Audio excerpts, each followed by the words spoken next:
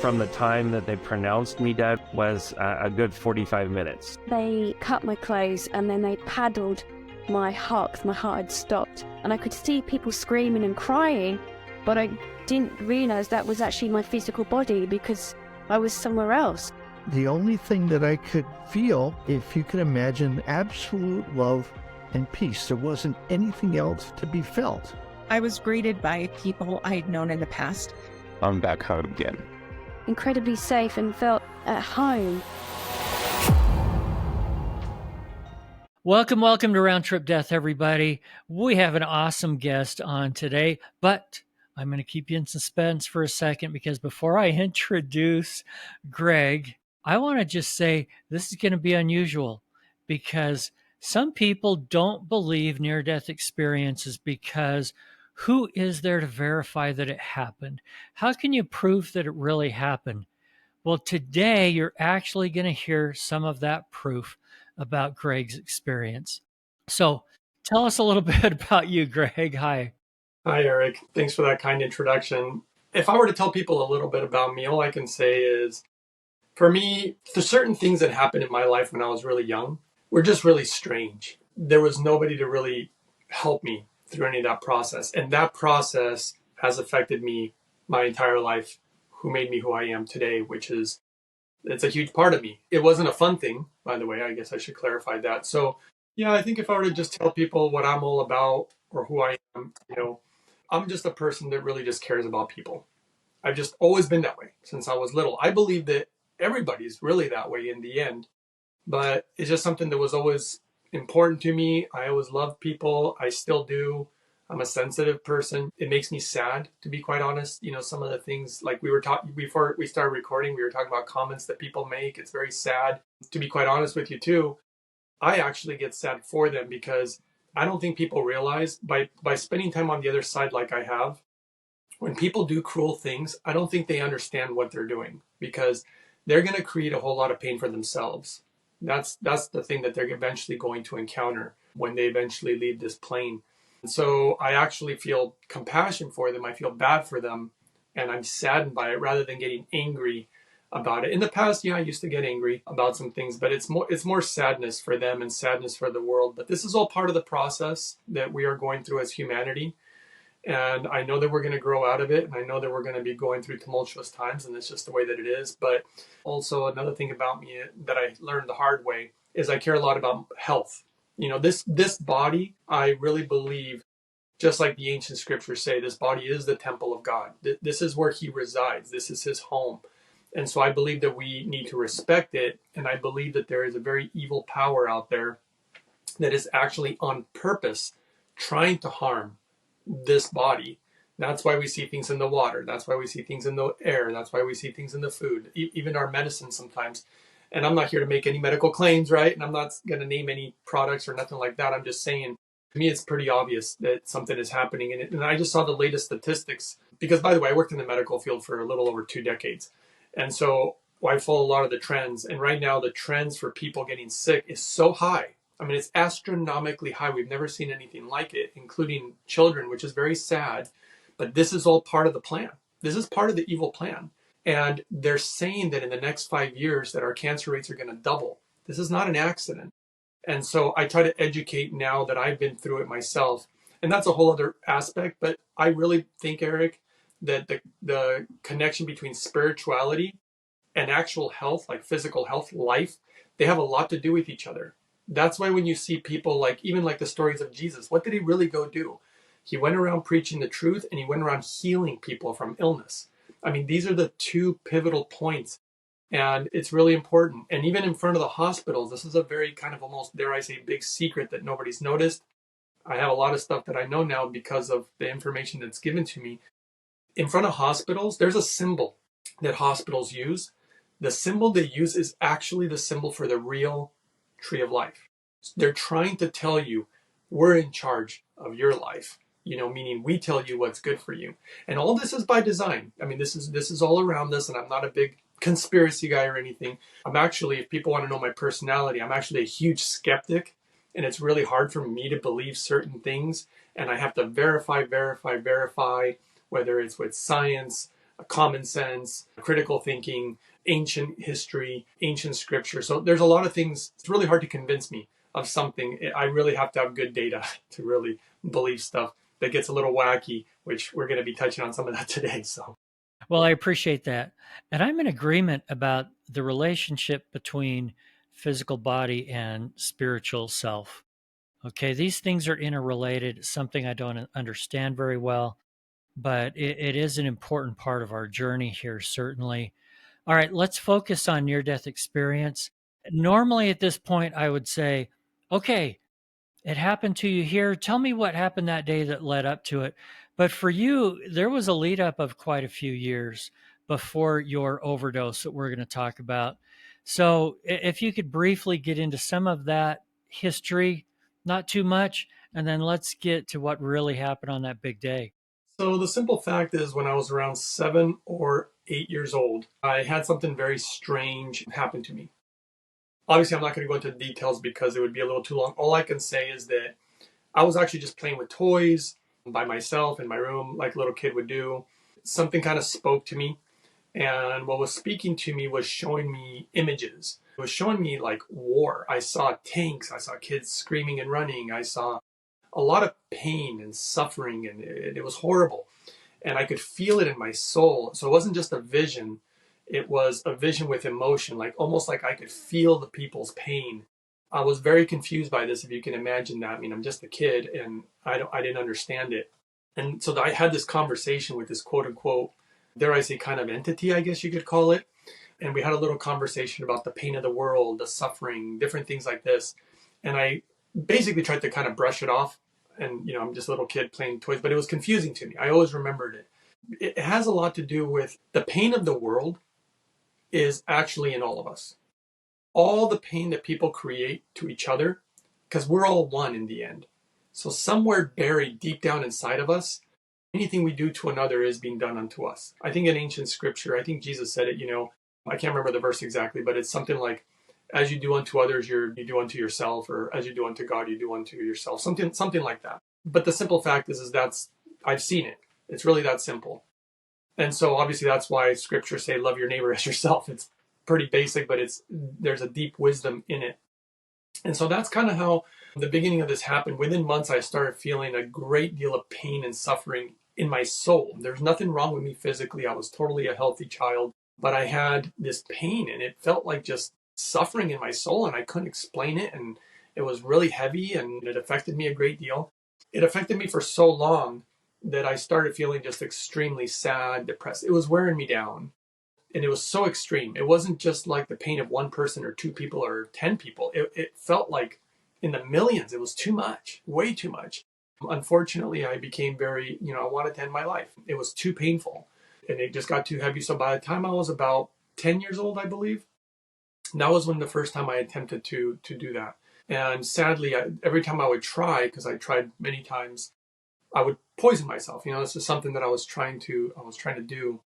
And to kind of skip over a lot of that stuff, because then there was a lot of confusion. My parents were confused, like, why is this happening to my child? Because I had really good parents, I had a good family, nothing bad, had happened. So after all this, fast forwarding, after attempting many times and failing every time, by the time I was 18 years old, I was like, this is ridiculous. I keep trying, I keep failing. I've seen all the psychologists and psychiatrists and tried their silly pharmaceuticals that they think I have a chemical imbalance. It had nothing to do with that. And I always knew in my heart of hearts that it didn't have anything to do with that.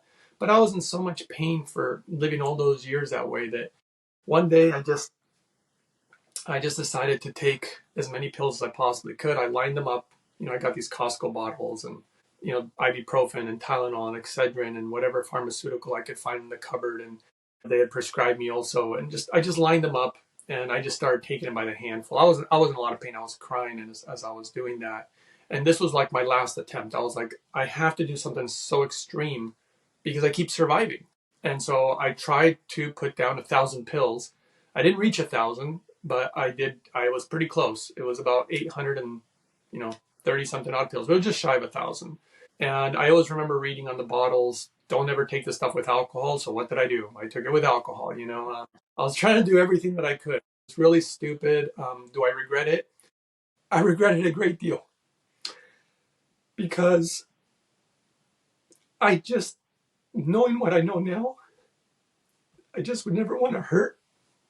I wouldn't want to hurt anybody, of course. I wouldn't want to hurt myself, of course, but it's a disrespect. That's what it feels like to me.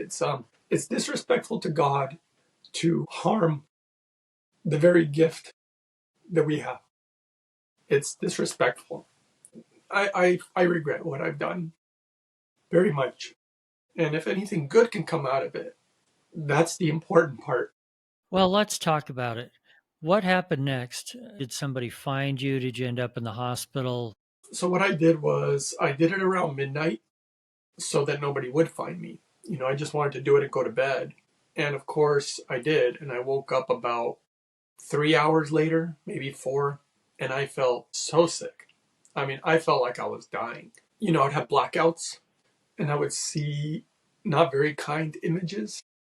And I was just hoping it would be over. It's like I wanted this to just end. But I ended up being found around 6 or 7 in the morning.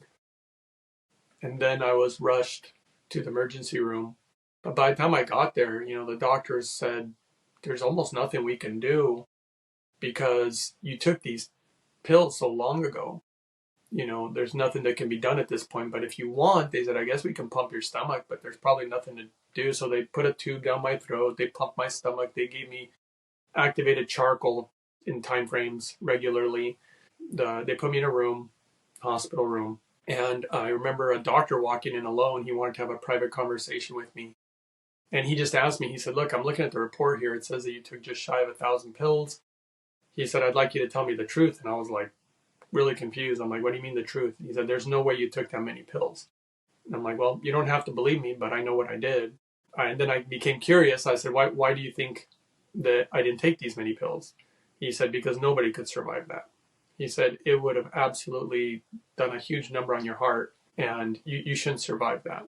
That's when I got kind of curious. I was like, damn, how did I survive this? Right? When he left, I remember there was these like beings of light by my bed.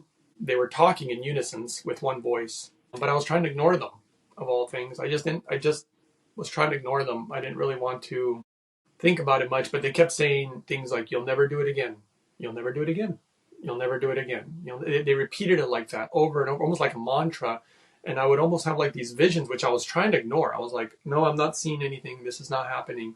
Basically, almost like I could feel my future and I could feel that I would never do it again. That was the last time. And I kept thinking that can't be true because I was already planning in my head that I was going to get out of there and plan it again. And in about a month, I was going to try again. I remember thinking to myself, you guys are wrong. Whoever's talking, you're wrong. I know my head. I'm going to do this again.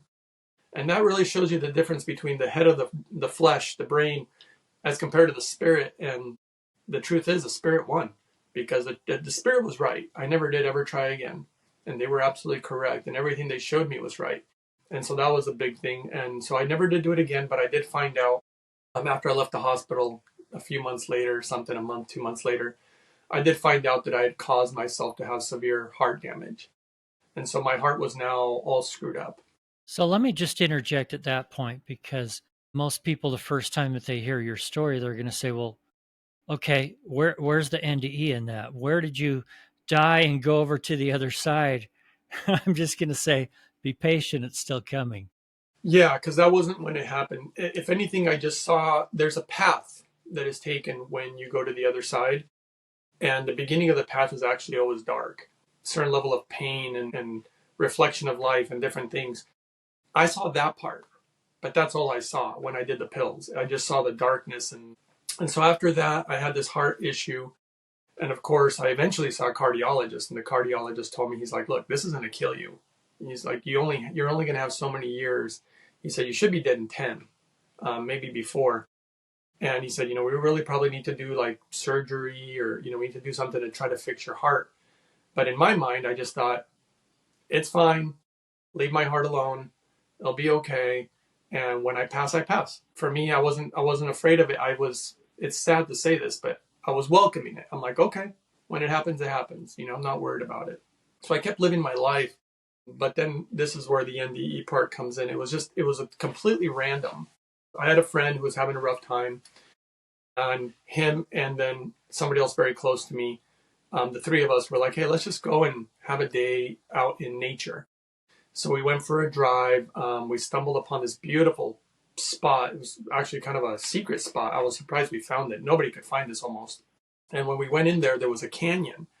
And you literally have to climb down into this canyon. And then the canyon was a beautiful river with, beautiful rocks and trees. And it was just such a great spot. And we could swim right there in the river.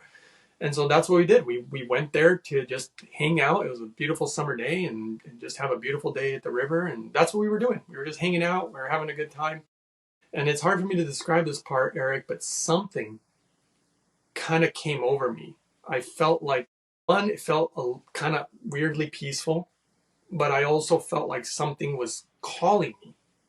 And I felt like being alone. I felt like I needed to be alone in order to, quote unquote, I guess, receive this call. I didn't really know what it was. I could just feel it. So I told the guys that I was with, I was like, look, guys, I'm really sorry to do this, but I think I want to spend a little alone time. I didn't have any expectations. I had zero idea what was happening. I just felt like being alone, which is unusual, right? I wanted to have a good time with my friends. And so they understood. They kept doing whatever they were doing. And then I just started walking up the river because the river was very long. There was a lot of space and area. You could walk for quite a while. So I just started walking. I just started walking up the river by myself and feeling this strange feeling of kind of peace. And I was trying not to think of anything. I was like, you know what? Just see what happens. Just go with it kind of thing. And I did. And I just kept walking up the river. And then eventually, for whatever reason, I don't even know how I chose it, there was this gigantic rock. And I called this day the day on the rock. That's what I call it now. And I sat on that rock, and the river was hitting really hard right down that spot. And it was so loud, the river, that if I were to look down the river, which I was very far away at this point, if I were to even able to see my friends, if I were to yell at them, they wouldn't even hear me. It was so loud. We were so far away, and the river was very pronounced. And I just sat there, and I just started kind of listening to the water, feeling this peaceful feeling, just kind of sitting there. And I decided to close my eyes. And as I closed my eyes, I started listening to the water almost like it almost became a little hypnotic. Like, it's like you're listening to a mantra or something that's hypnotic. And the sound of the water, it started doing something. It reminds me of a scriptural verse that says, "In the voice of God is like the sound of many waters." This is where in time, I learned the magic of water. And in time, it's going to be revealed to humanity. We have forgotten the magic of water and what it can really do for us and the many uses of it. And it's even its relationship to God, as crazy as all that sounds. And so as I listened to it, I decided to almost tell myself, you know what? Just don't think of anything. Like, try to clear your mind, almost like a meditation, right? So I just decided to let all the worries, all the ideas, just let everything fade away. And I just was sitting in stillness.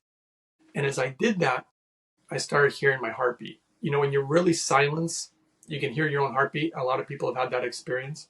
And that's when I could hear my own heart being all screwed up because it would beat and it would just stop completely, almost like a flat line. And I remember feeling that as it flatlined, I was inching towards death or somewhere. I could feel it. And then all of a sudden it beat again. And it was doing this. And the longer that I was there, the longer these pauses of death was happening. And so as that was happening, the door started to open to this, it was a path of darkness. I don't know why I recall this, but there's a Bible verse. And before I keep going, I want people to know I am not a Bible thumper. I don't study the scriptures. Honestly, I tried to read the Bible when I was younger and I was going through a lot of my suffering. It made no sense to me. I didn't understand it. I thought it was boring. I had zero interest in it. So that's why it's weird when you hear me bring up Bible verses, because I bring them up because they came to me instead of me looking for them. And so what happened was, that Bible verse that says, "As I walk through the valley of the shadow of death, I will fear no evil." So I'm walking down it's like I'm literally traveling down this corridor of darkness, and there's all these things that are trying to almost get my attention or trying to tempt me with different things. But the premise of what I was doing was, I don't want to hear anything or anyone. I just want to be still for a moment. I just want a little peace, And so I didn't pay attention to them. And as I didn't pay attention to them, I got deeper into this dark corridor. And then the deeper I got, this thing started getting ramped up. Then I realized something doesn't want me to go down this path. I could feel it, and it knew me so well. Whatever this dark entity was knew me. It knew how to try to tempt you. And I could just feel it as I'm going down this dark corridor, and it continues to happen. And as I got really deep, that's when things got crazy, because this thing was noticing I'm not getting to this guy. When I got deep, it pulled out the deepest fears I have. So somehow it knows my deepest fears. And it started showing these like bugs crawling all over me. In fact, I saw it when I finally reached the end of this dark path, which took a while. I saw my body laying on the earth. And then all these bugs start crawling all over me and crawling into my ears and my nose. And it's like I wanted to freaking panic, but I knew somehow that that's what it wanted. So I just stayed calm. And I just was like, you know what? You want to take me? Take me. You want to threaten me? Just do it. I'm not going to fight. So I just went into that peace, and my whole body was covered with these different bugs and scorpions and snakes, just everything that's creepy, crawly, terrible. And then my whole body started like decomposing into the soil. So it started disappearing. I was sinking into the soil. And by the time my body was gone, everything just went dark. All of a sudden, everything's just black. And then it took about, I'm trying to really remember here, it took about 5, 10, 15 seconds, something along this. And then boom, just total bright light, totally blinding. Can't see a thing, totally white. And then all of a sudden the light kind of just dies down ever so slowly. And it's a woman. Now I say a woman, let me clarify. This being of light doesn't have a sex. Okay. So I say woman because the vibe, the energy that was coming off of her was so female. It's like Mother Earth. We call it Mother Earth. We don't say Father Earth, right? It's an energetic thing. Do you feel at this point like you have gone someplace, like your spirit is out of your body? I mean, you were mentioning about your heart, and you told me the other day you could tell when it actually stopped. Yes. So, or do you feel like you were just in a meditative kind of state? So this is what it felt like to me. Because my heart would stop so much, and just to keep me alive, boom, it would do the bare minimum to keep me alive. So I felt like I was between heaven and earth. Now, this is kind of going out of the timeline, but I forgot to mention it. When I had the thing happen to me as a child that I brought up, where the whole weird conversation with whoever was talking to me, my body got marked. And this is where things get really, really strange. My body got marked, but I didn't understand what it was. I got this mark that appeared on it's on my upper right leg. It's on my thigh. This thing appeared on my body after the incident that happened to me as a child. I didn't think anything of it. I never told anybody. I just had it on my body for a long time. I eventually showed my mom, I believe. I think I was in my early 30s when I shared it with her. I don't remember. Did it ever go away? No, it's still there. And eventually the spirit explained to me what it was. And that's kind of why I'm bringing it up, because the mark has to do with giving you, it's almost like, I don't want to call it like a pass. It's really weird to call it that, like a special pass or something that allows me to travel between heaven and earth. I know that sounds really odd. It's actually, of all places, it's in Chinese folklore. It's called the Mark of the Dragon. Because what a dragon really is, I think people misunderstand it. I know they look at it as a negative thing. A dragon is a serpent with wings. There's even people like Quetzalcoatl, which they call him the feathered serpent. And so I didn't understand any of this, though. All I knew is that this mark appeared. When I showed my mom, she's like, "What the heck is that? You've never had that." She said, "You were a baby. I changed your diapers. I know your body, and you never had that." She's like, "Where did that come from?" And of course, I explained to her, but my mom's like me. She's a skeptic, and I don't even think she believed it, but she saw it. She knows it's real. This whole thing that's happening, where my heart is stopping, and I literally feel like I'm inching towards death, and then this bright light, and it's a being. The light is her clothing. So that's why it's so weird, because you can feel everything that she is. It comes from her heart and her soul. Her clothing is what personifies her heart. So what I'm saying is that the moment I was in front of her, I could feel everything about her. I could feel her infinite patience, her infinite compassion, this level of love. I mean, there is no human I've ever met that is at that level. And I think the majority of people, including myself, would have guessed that this was either God or some type of special angel. I mean, that would have been the guess, but when I was in this place, I was trying to not think anything. Thoughts kind of disrupted everything. So instead, I was just like feeling it. And I didn't want to interject ideas, because I remember one thing that was whispered to me as I was going through the dark corridor was, let go of all your beliefs. Let go of all your preconceived notions. Let go of all your ideas, because only then will you see truth. Because otherwise our ideas get in the way. We can self-manifest. Like, let's say I'm Buddhist and I really believe in Buddhism, and then I encounter Buddha, and I'm like, okay, I kind of self-manifested. I didn't want to have any idea. And I still don't. I'm not religious. I don't have any beliefs in regards to that. But obviously, I don't just believe that God's there. I know he's there now. I met him, so I know it's real. But the point is that I'm before this being, and it was really strange because once you're on the other side, you truly are naked. And what I mean by naked is I'm not talking about clothing. On the other side, your heart is just totally exposed, completely naked. And so I'm standing there before her, and the very first thing I say, because when we speak here on this world, at least for me, I try to think before I speak, right? So I don't say anything weird, because I do have Asperger's, and so sometimes I say things that upset people, but it's never my intention. I have to watch my thoughts before I speak. In this place, that's not the way it worked. In this place, it just came straight out of my heart, blurting out, didn't even get a chance to think about it. And it just told her, as I'm before her, I want to be like you. That was the first thing that I remember ever came out of my heart. And I said it, I know why I said it, because deep in my heart, she was everything that I ever wanted in my life from the moment my suffering began. That 7 years old, 8-year-old child. There's only one thing I wanted, Eric. I wanted to feel happiness. I wanted to be happy because my suffering was so great and I didn't want anything else. And I knew that nothing could make me happy as far as like fancy things, cars, clothes, money, houses. None of this could make me happy. This pain was just something else. And you'd had it for so many years. Yeah. And was she relieving that pain for you? It's not that she was relieving it. It was the being before her.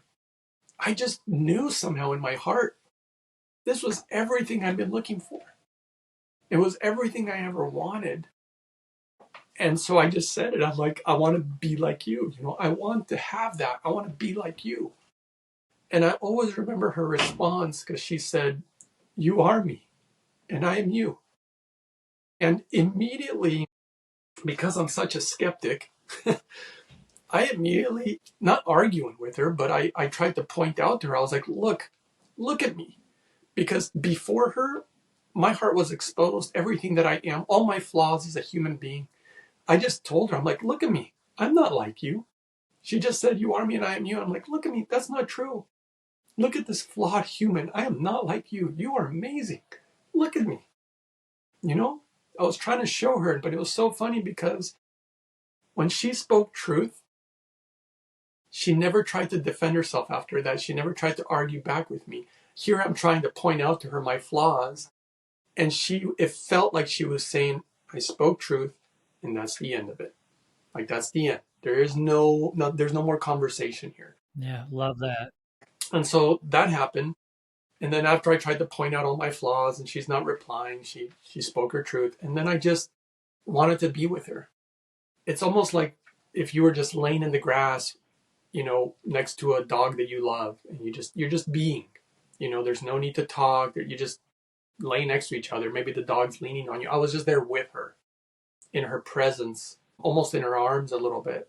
But I was just happy to be there, blown away by what's happening, but I didn't want to think. I just was like, I'm just going to be, let it be.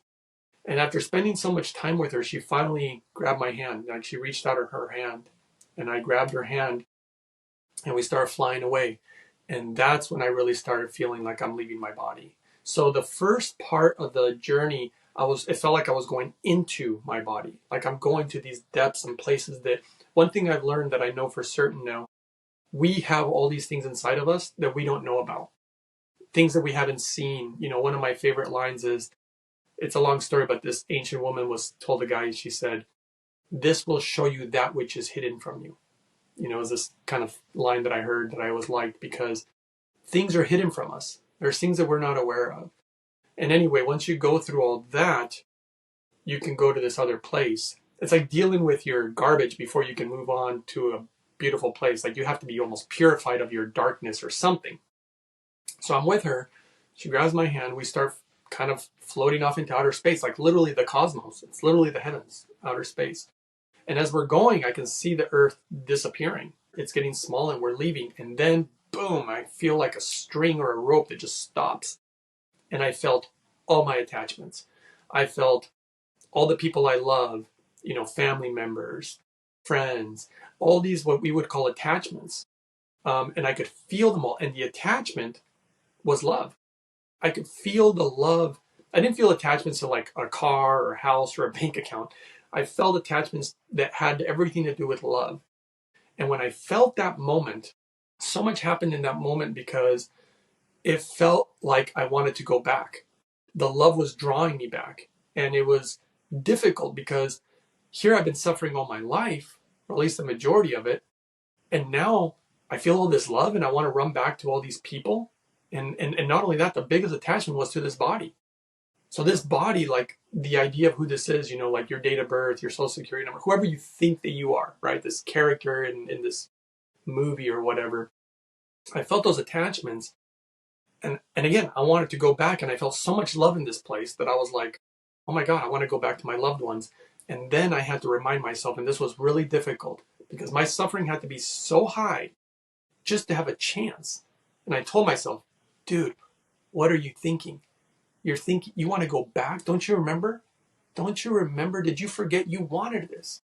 You wanted to leave your suffering. That's all you've ever done is suffer. And now you're feeling all this love. You want to go back. And I was just like, that's right. Like snap out of it. In my heart, I wanted to go back.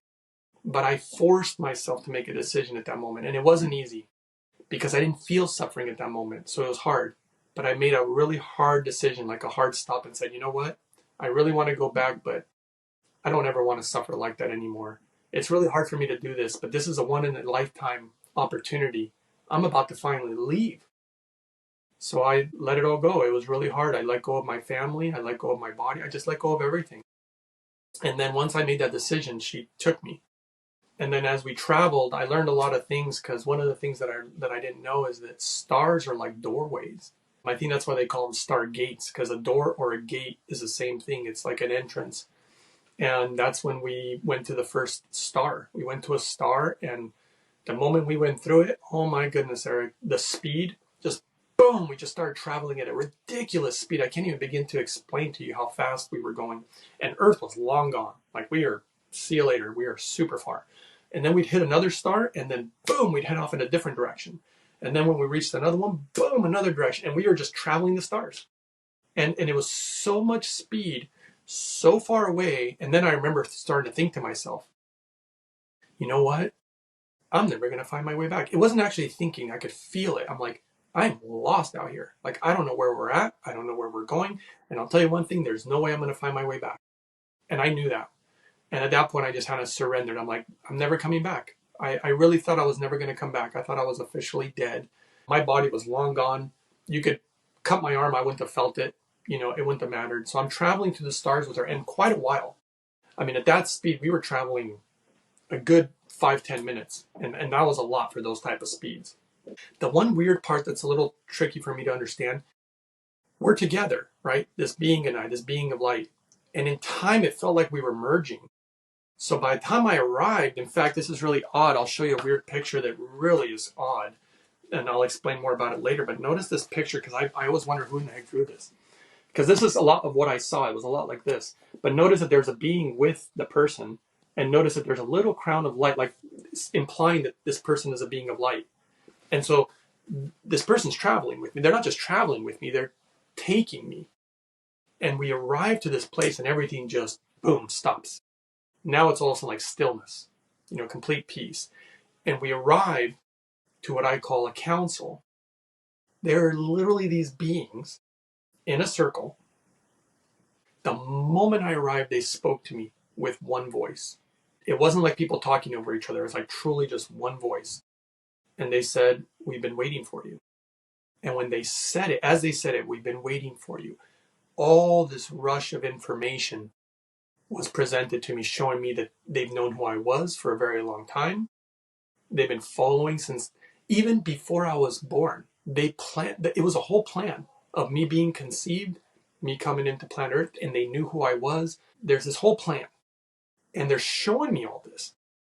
But all I can remember is, I remember feeling this strange feeling of like, I felt bad because it felt like, I don't know why it felt like a dinner, but this is the best example I can use. It's as if somebody had prepared a wonderful meal for you or a dinner, and you're supposed to go to their house at 5 p.m. or whatever, but you never knew. Nobody told you. So if nobody told you there's dinner, you didn't even go to this random person's house. And it felt like they were waiting practically almost, I don't want to say an eternity, but they've been waiting all my life. And I didn't even know they were there waiting for me. So I felt bad. I was like, "Oh my gosh, I'm so sorry. I didn't know that you were waiting for me. I didn't know this." So I had that weird feeling. And here's the part where some people get really upset. They said something else to me, and people tell me I shouldn't even bring it up, but I want to be accurate to what happened. And I want you to be honest. We talked about this a lot the other day, and I know you're being honest. So please just go ahead. So they said one more thing to me, which was really just for me. And that's the reason that I don't really share it. And I do think it actually would upset people, but it doesn't matter. It wasn't for them. It was for me. So they said one other thing. And then after that, I'm just here before them. And that angel being is like, it's like she's still with me kind of, but it also felt like she was integrated into me. So I was a little confused, but I wasn't thinking about it much. I was just before this council. And each one of them felt like they had lived a life. So these counsel to me felt like they were beings that wanted to do God's will. That's what it felt like. It did not feel like normal lives. And so the first one had already lived a life, had fulfilled whatever it is that they were supposed to do, some type of thing that had to do with God's will. And then once he was done, which he was now there placed on this, like, not on a shelf, but on this council. A lot like that thing behind you, actually, like that circle that's behind you, which is just a steering wheel to a boat, but it was like that. And so that was the first one. And then the second one, same thing. And all these beings that had come to life and done a certain work that they were supposed to do, this has all been going on for thousands of years. So this is not something, there's a big, grand master plan, right? I don't know the details of it. I only knew pieces of it. Now all these beings are there, and there was one slot left. It was implying to me somehow that it's almost finished. We are almost done with this plan that he's had for so long. In that one spot, this is hard for me to say, but it felt like I was supposed to be in that spot. Like, that's why they were waiting for me. They're waiting for me to finish something that has been going on for a very long time. And then, this is right before I get to meet, quote unquote, the Almighty or God. One of them starts making a sound. So it sounds like, I can't mimic it, but it was kind of like, buh, and then the next one goes, meow, meow, and they all start making these different sounds, and the sounds are interjecting with each other. And as the sounds interject with each other, it creates a whole other sound that you can't even fathom. But it's really deep, extremely deep sound. And the closest thing that you would say is this sounds like Om. But it wasn't Om. It was so much more profound than that. Nothing that you could hear with the naked ear. But as they're doing this, it's opening up a door right in the center of all of them. And I could feel a great sense of almost honor, because they were each making a sacrifice to open this door. As they opened it, they can't go through it. So another dumb example that I can think of is if you were to get a bunch of strong men and a rubber band, and they're all putting their hands in it, and they're all trying to pull to open up like this circle so you could jump through it, but nobody who's holding it could jump through. Does that make any sense, Eric? Yeah, I think I'm catching on. So they're opening this thing, and I could feel that they were doing it for me. They didn't say a word. I just felt it, like they were telling me, go ahead, like walk through. It was almost instinctual. I didn't think about it. I just walked through, and I just felt very grateful that they were doing this, and it felt like such a great opportunity or whatever it was. And I walked through, and the moment I walked through, the whole thing is left behind me as far as whatever I was dealing with, whatever. I am walking into this place, and that's when I met God, and just in all his amazing glory. But he is the source of all things. He didn't speak a lot, very few words. Everything was mostly quote unquote, I guess you could call it telepathic. But the first thing I'll say is that he was absolutely massive. He is so big you can't even fathom the size of it. You know, you could stand before a mountain, you could stand before the sun, and not even close. So he was really big. And I should say also, he doesn't have a sex. He's definitely not human-like. The reason I call him he, just like the reason I called the angel a she, was because his energy was very male. Very, very, very male. And very heavy-handed. You could feel, it reminds me of a scriptural verse that says that he will rule with an iron rod. His law, there is no breaking his law. There is no bending his law. His law is the law, you know, like the law of the land, or, you know, it's kind of like if you had one of those fathers that, you know, you walk in the house as a little kid or something, and he is the law, you know, and if whatever your father says goes, that's what goes, you know. He was really huge. Now, what was more interesting about it was not so much what he looked like, actually. It's what he moved like and what he sounded like. And I can talk about what he looked like, but that wasn't the most prominent thing, because he moved like a river. He looked like a gigantic cosmic river, but it was so many colors in the river, stars and colors and reds and blues, and even the background was actually kind of black, like the universe. You know, when you look up at the stars, the background is black, and he's flowing like a river. And again, a lot of this stuff was very instinctual. I literally start walking right into him, and it looked like probably like a scene out of a movie, because it looks like I'm walking into a river. And I'm just walking into him up until I'm probably about to my waist deep. I decided to lay in him. So I just opened my arms and I just laid back, as if, ironically, it looks a lot like baptism. I think that there's a reason that they baptize in a river. Honestly, I think the river and the wind are the closest things that you'll ever see that look like God. And that's what he does. He washes things away, you know, but he also carries knowledge and wisdom. There's so when I laid in him, the amount of information, I can't even begin to comprehend this, Eric. Every nanosecond, forget every second, every nanosecond, you'd have millions, if not billions, of the most brilliant ideas, most wisest things that you've ever heard, just flowing. So it's kind of like if you were to stick your head into the internet, and all the information that's flowing through the internet, it's too much for anybody to grasp, right? But I could feel it. Like we say, we don't have the bandwidth for it to get downloaded that fast. Right? You were just getting too much. You couldn't even process it, shall we say. So this is an unusual explanation of God. I find it fascinating and really interesting. What do you say to people that just can't comprehend it because they have their own, you know, here's what I think God should look like, or God should be like, or move like, or the size, or the whatever, because you talked about how he moved and how big he is and things like that. How do you find that people deal with that? Well, look, I mean, like anything, Eric, before that ever happened to me, I mean, I had no clue. I literally had no clue what God would look like. I mean, I had ideas. I'll tell you one thing, all my ideas were shattered because it didn't fall into anything that I'd ever thought before. In fact, to be honest with you, I didn't even recognize him. I didn't know it was God at first. I had no idea what was happening, but I didn't think it was him. It took me some time to figure it out. And what's really crazy, I thought to myself, somebody has had to have gone through this before. It can't just be me. So I would look in places. I would read in books. I was trying to find something, and I couldn't. And the story about how I found it is so weird. But without going into the story due to some time limits, this book, which a lot of people think it's nonsense, and I myself would have thought this was absolute nonsense, okay? It's supposed to be a book that a guy translated from the hidden archives of the Vatican. It has stories about Jesus that you've never heard. Some of them are in there from the Bible, but other stuff you've never heard. The only reason I bring up this book is because at the very, very end of the book, Jesus starts describing the other side and God. I couldn't believe it. This is it. He describes exactly what I saw. He describes the sound. He describes it so beautifully, so poetically. Even the beginning of it, he calls it the holy streams, because it's like water. It's like streams of water. And he describes God so perfect. And what's so hilarious, because he uses the exact same words I used. And I never saw this book till many years after the fact. What's it called, by the way? It's called the Essene Gospel of Peace. And the key word is peace, because remember, Jesus didn't go around saying, God be with you.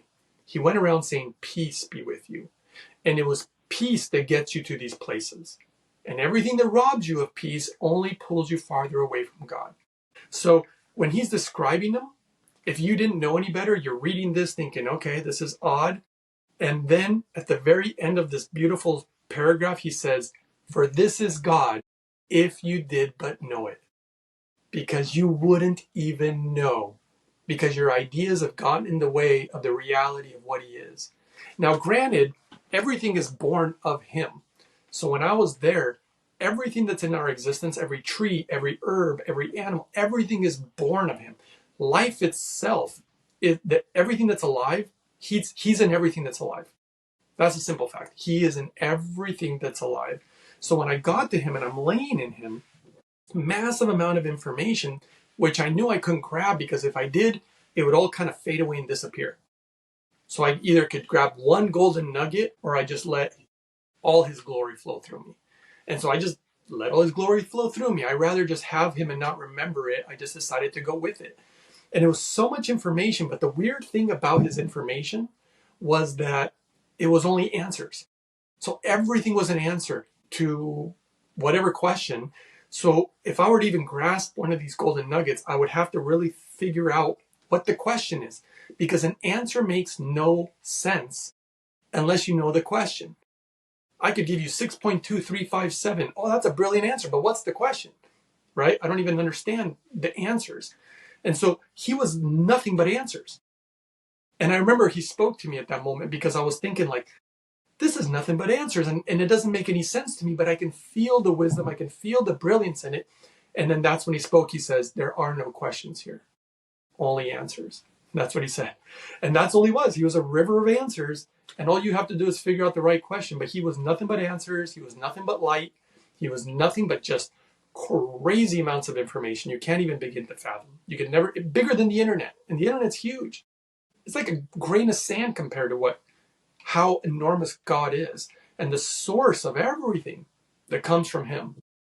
I got to ask you this, and think about it for a second if you want to before you answer. And that is, how are you feeling in God's presence? Because you've mentioned peace, you've mentioned knowledge, and a lot of other words. I haven't heard you say fear. I haven't heard you say love. I haven't heard a lot of other things. So I'm curious, dig deep. What were you really feeling? It made me cry with this one. I knew when I was a kid and I was feeling that emptiness and that pain, I just felt instinctively. I don't know how I knew this. I just knew that he was the only thing that could quench that thirst or make that pain subside. And when I was with him, I didn't feel empty anymore. I just had my father back.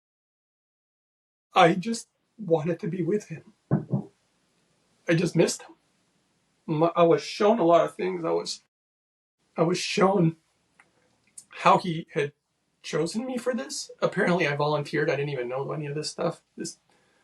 Apparently I volunteered to come to Earth. I came here to want to do something actually for him. Something that would carry out his will on Earth. I didn't even realize that's why I went through all the suffering. Of course, that was a question I had for him at some point. I got to ask, why did he not help me as a child when I used to pray to him and ask for help? I was really shocked when he said, well, I was there, and he showed me visions of him watching over me as a child. But then he said, and I'm asking, why didn't you help me with this pain? And he said, I allowed it. And I was shocked by that, because I'm like, what are you talking about? You allowed it. I'm asking you for help to stop it. You're telling me you allowed it? But I was very confused because I'm like, he didn't cause it, he allowed it. So then I'm like, who caused this? And then, of course, I realized and saw that I had chosen a certain path before I was born. I chose it because the suffering that one goes through opens up the door to realizing what's truly important. If you always have your health and if you're always happy and you're in this life, well, you get sucked into life like, okay, yeah, I want to get a family and build a house and get a job and get a mortgage and get this cool car that I like and hang out with my friends. You get lost in life. But it's the suffering that begins to show you that none of that technically really matters. There's something so much bigger than that. That's why there's a verse in scripture that says, he who lets go of his life shall have it. He who holds on to his life shall lose it. Because we forget what's important, like truly important in life. I didn't realize that the suffering would open a door that would lead me to him. And that's what he told me. He said, I allowed it because he said, had I not allowed it, he said, you would have never found me. It's the suffering that led me to him. What did you learn about your relationship with him? Just that I love him a lot and that he has a very big plan that we can't really completely fathom and understand. And that this is not for nothing and the suffering won't be forever, but there's a purpose behind our suffering and free will and free choice. I mean, most of our suffering comes from our own choices. We're the ones causing most of this. And we hurt each other so much and it's very sad. But he does love us a great deal. Did you realize that you used the term father? Yeah, because he feels like that. I told you, it feels like a male, a very strong, like you're walking into a house that's his. And he has certain rules and we need to learn them. But yeah, he is my father in heaven. When we're all his children, we're all brothers and sisters here, Eric. All right, what happened next? So I just spent a lot of time with him. And all this information was flowing and flowing. And I spent at least an hour, maybe two, something like that. I mean, I was there quite a while. And later on, I found out from one of the people who was on that trip with me. It's actually my brother. One of them was my brother. The other one was a good friend of mine. And my brother had told me that they saw me in the distance sitting on this rock. And they're like, dude, you were there for hours. At some point, we thought, is he dead? Just sitting there? Like, they thought there was something wrong because it's just not normal. And I'm here in this other place, laying in not God's arms. It wasn't arms. I was laying in his river, in his waters. I was with him. And I could feel the information almost, I don't want to say being downloaded, but it felt like it was going in me somewhere and being stored in me somewhere. I could just feel it. And I went with that because I didn't want to ruin it by thinking anything. And after quite a while, all of a sudden, I could hear in the faint distance the sound of the running water. I was on that rock. I was next to the river. I faintly heard the water still. And I remember feeling like my body I was very much disconnected from it. Again, you could cut my arm off and I knew I wouldn't feel it. But I thought to myself, can I open my eyes? And I decided to try. And I opened them very slowly and very little.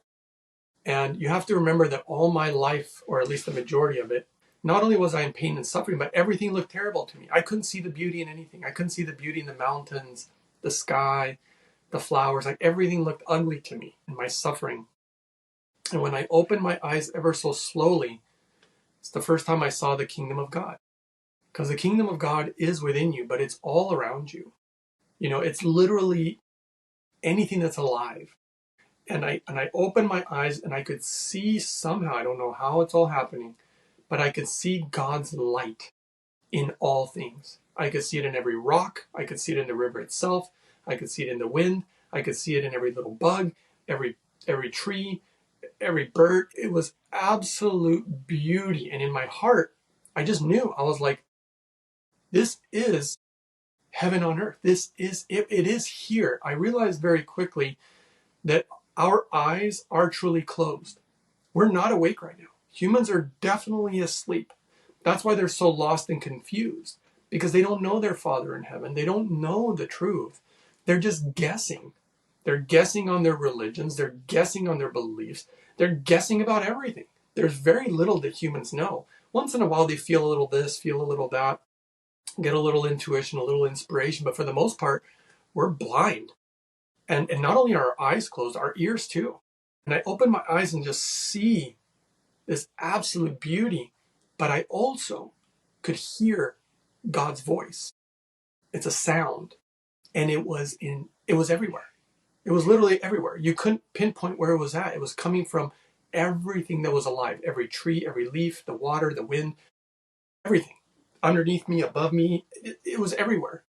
And my mind, it's the first time in my life that I ever felt this, I felt like I had two brains. So I had one brain out in the cosmos with God, and the other one was here in this body.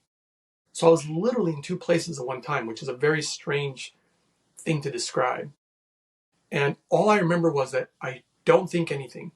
The brain has to stay still, because the moment you start using your brain, I could just feel it kind of fades away. And I'm like, oh, don't fade away. I won't think anything. I promise you, just stillness. I think it's a lot like a lake of water. When the lake goes still, it becomes like a mirror. And the mirror is what allows you to be able to see the heavens, to be with God and a lot of things. Now, granted, to get to God too, there is a few issues, because he's guarded. So you first have that angel or whatever, the being of light, this council. They don't just let you in. There seems to be, I know with me that they had to check my heart, meaning they had to look at what my true intentions are, what's inside of me, who I am. They don't just let you in. And I don't know why, but that's just the process. And as I'm there, I just turned my head ever so slightly, and my brother from extremely far away, he turned his head too at the exact same time. And I just raised my hand, and I kind of waved at him to come over. And as he was walking to me, I could feel his thoughts. So it was really weird. I could feel people's thoughts, and it disrupted my thoughts. So here I'm trying to be in stillness, but his thoughts were going to disrupt mine. So the moment he arrived to me, I always remember telling him, I said, brother, if you want to learn something, now's the time. And if you don't, it's fine. I won't repeat myself. I'll let it go. And we can just go play in the river and have a wonderful day. And he said, and my brother's a curious guy, very open-minded. So he was like, okay, yeah, sure. I want to learn something. What's going on here? You've been sitting here for hours. Thought you were dead. All I said to him was, I want you to try to listen. That's all I want you to do. Just listen. So he sat next to me on that rock, and he was just trying to listen. And he must have been there for 20 to 30 minutes. I mean, he tried really hard. And he finally reached the point where he kind of looked at me. He's like, you know what? I don't know what's going on with you. And everything seems kind of weird. You're sitting on this rock, and now you want me to listen to something, but I don't hear anything. So he was like, he gave up. He's like, you know what? I'm going to go play at the river. You do whatever you're wanting to do. So he goes to stand up. And this is another thing about God that's very interesting. When you're connected to him, he's like the wind. He's unpredictable. It's just like flowing, and then boom, does this, does that, like whatever he wants to do. Well, the moment my brother went to stand up, my arm just boom, went out and grabbed him by the wrist really fast and really hard. And I'm like, okay, what's going on? And I'm just observing everything. Remember, I don't want to think anything. I'm just letting it happen. And I start squeezing his wrist pretty hard. And I start squeezing it really hard, to the point where I thought I was going to break his arm. And I felt like I had infinite strength. And I'm like, what in the world is going on here right now? And then that's when he really turned, and he looked straight into my eyes. And I could feel like I could see right through him. I've never seen anything like that. I could see right through him. I could see his soul. I could see everything.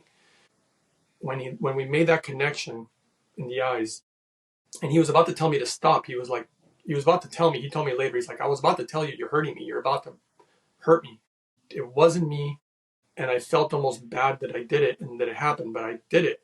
I spoke with a very intense voice, and I just said, can't you hear it? Because he was trying to listen for the sound, and he just couldn't hear it. And the moment I said it, boom, the sound just got huge, and my brother just froze because he heard it then. And his vision went dark, and he saw all his sin, he said. This is literally him saying this. He goes, I saw all my darkness, all my sin. He said, it terrified me, and I knew the price was death. And he said that he literally tried to run. He went to go try to run and his foot to get off the ground, and then God spoke. He rarely spoke, and he said, there is no place you can run to. There is no place you can hide. No rock you can't crawl under. And my brother just stood there. I knew that he was in utter panic, and he just frozen. And then that's when I spoke to him. I said, brother, He's not going to hurt you. Don't be afraid. And my brother told me to this day, he said, I heard your voice. And it felt like everything was just darkness. He goes, I didn't know where I was at anymore. He goes, I heard your voice say that. And he said, I turned and you were there. And I was trying to tell him not to be afraid because he was so afraid. That's when my brother said, what is it? See, he didn't recognize God either. So different than any idea we had. And I didn't even bother putting words to it because I didn't want to try to create an idea like, oh, this is this. Even the word God, I don't like it. But I just said, I don't know. I didn't want to put words to it. And then my brother just sat and calmed down, because calmed his fears. And it reminds me of another scriptural verse where these guys were before God, and in the Bible it says, and they trembled before his might. That was my brother. He trembled before his might. And on top of it, I believe there's another verse that had to do with those guys that met God that literally told, I believe, Moses. They said, hey, Moses, we don't want to see God anymore. We don't want to see him. Can you just go and find out what he wants and just tell us? That's how badly people didn't want to be before him, because he sees right through you. And I know people may think, oh, I want to be before God. It can be all fun and games. It wasn't. It was very, very difficult to face the truth about yourself, because that's what he's going to show you. He's a light that you've never known, and he penetrates right through you. Everything, there is no hiding. There's no hiding when you're in front of him. And so people panic, just like my brother panicked. After he calmed down, we're both sitting there, and I didn't want to say anything about what I saw or hearing. I wanted my brother to say as a confirmation, because I'm such a doubter. I'm like, is this even happening? But I'm just letting it all happen. I told my brother, I'm like, so do you hear it? And my brother said, oh yeah, I hear it. And I said, what does it sound like? And he started trying to mimic the sound. It was like, like he was trying to really mimic the sound. And he's pretty good at that. And I was like, yeah, that's right. And he would follow the rhythm of the sound. So as he's mimicking it, he's following the rhythm, because the sound is with us at this point. God is with us. So he's mimicking it. And I'm like, okay, I know he's hearing it, and I'm hearing it too. And then he's giving us visions, both of us. We're sitting right there, and then all of a sudden I can see things, and I'm looking at my brother like, do you see what I'm seeing? Because I don't want to say it. I want you to say it to confirm what I'm seeing. And my brother's like, yeah, I see mountains. And this is another part where God spoke again. There was 3 mountains, and in those mountains you could see the face of, like, it looked like old wise men with white beards. The snow was the white beards. It was really kind of odd. And God spoke, and he said, this is where I reside. And I thought it was really weird, because I'm like, you reside at the mountains? I don't get it. Like, if I were to climb a mountain, I don't think you'd be there. I was very confused. I'm just trying to say what I witnessed. And so he said, this is where I reside.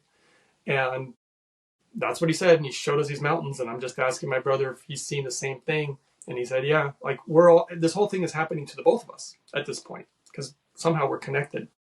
And then after all that, we just sat there with him. Like, again, you're just being with him. And I remember this was kind of funny, actually. My brother's like listening to the Almighty, and he's looking around, and he kind of looks at me, and he's like, brother, where is it coming from? He said, I can't tell where it's coming from. It's coming from everything. It's like omnipotent. It's coming from from every little bug to a big tree. And he's looking around, and he's like, I don't get it. And he looks at me, and he goes, I don't get it. Where is this sound coming from? And then, again, God takes over my body, because he keeps doing these things. And I just look at my brother, and I lean my head back, and I open my mouth really big, and the sound just gets really loud. And my brother's looking at me, and he's like, oh my God, it's coming from inside of you. It was as if when you connect to him within, it connects you to everything that's alive, everything that's of him. Once you find them inside, you find them outside. You don't feel empty anymore. You feel, there's no more emptiness. It was just weird. And so this happened. We just spent time with him for quite a while. And then eventually my brother, so with his voice, with the sound of God, comes like a consciousness. It's very strange. It's hard to describe. But again, it's like a river. It's like a wind. It's like I can't describe, because he just comes and goes and does whatever he wants. It's just like hard to describe how this all happens. And then my brother was like, I don't know why, but I feel like I can fly. I feel like I can ascend with the sound. The sound is doing something to us. I could feel it too. He's like, let's fly. So we sit down back to back on the rock and kind of go into a meditative state. We just close our eyes and we just sat there. But my brother's mind was so busy. I could feel his mind so busy, and it was keeping us from being able to ascend. No peace. And so he's doing this, and he must have tried for about maybe again another 20, 30 minutes. And he finally stopped and he's like, dude, I just can't. He goes, I can't seem to take off. And yet I feel like I can with his voice and his presence. It almost draws you to him. And so my brother finally gave up. We sat there longer, just enjoyed just being there with him in absolute awe. And then after that, we eventually went and we did end up playing in the river. I actually have, ironically, he has a little bit of video footage of that day of us being at the river and swimming. And I remember really getting connected to nature in a way that I never had. And I was swimming with the fish, moving just like the fish are. And the fish was a huge part of it. There's something about the way that they moved. They moved like in a frequency, like a rhythm. And I was just enjoying it. And I got in that water and did what I kind of felt like was my own little baptism there, right in the river that day. And I've never been the same since. And he has been with me ever since then. He has shown me a lot of things. It's been a really rough road, but because it was really odd. I had already had a lot of medical issues even on that day. And they got a lot worse in time. And he just gives me massive amounts of information all the time. And I don't even write them down. They're all in my heart. I don't even know how people who know me, very few who I've shared this with, including my brother, says things like, I don't know how you remember any of this stuff. And I said, well, I don't really have it memorized. I know it by heart. Part of you. So that day on the river, you got that confirmation that I alluded to earlier through your brother was the confirmation. Best day ever. Yeah. I had about 50 questions I wanted to get to, and I know you don't have time. I'd love to circle back sometime and do them. Yeah, we can do a part 2. And there's only one last thing I'll say about this before we go. When I was before his presence, I literally felt all the doubt that was in my body, which I didn't even know I had, even down to the depth of my bones. All my doubt went away. I've never doubted anymore. I know he's real. I've seen him. I've met him. I know he's real. I know he's waiting for us. I know that there's a path. I know there's a plan. And he's definitely real. It's just a matter of people's beliefs. Everybody has their beliefs, whether it's religious beliefs, political beliefs, everybody has their beliefs. But I do think he's very different than the majority of what people even believe. There was so much to Greg's NDE that I barely had time to ask any questions. So we're bringing him back for a part 2 where we dive even deeper into his experience through a question and answer session. I hope you'll join us then, but for now, if you haven't already hit that follow or subscribe button, now is the time to do it. One other big thank you is to everyone who's been donating to the show. You know who you are, and we appreciate you so very much. For anyone else who wants to help us continue to put out this kind of quality content, head on over to roundtripdeath.com and look for that itty-bitty donate button in the upper right-hand corner. And while you're there, sign up for the email newsletter to be the first to know when part 2 of this episode and all other episodes go live. Until then, I wish you everything good that you're looking for in this life and the next.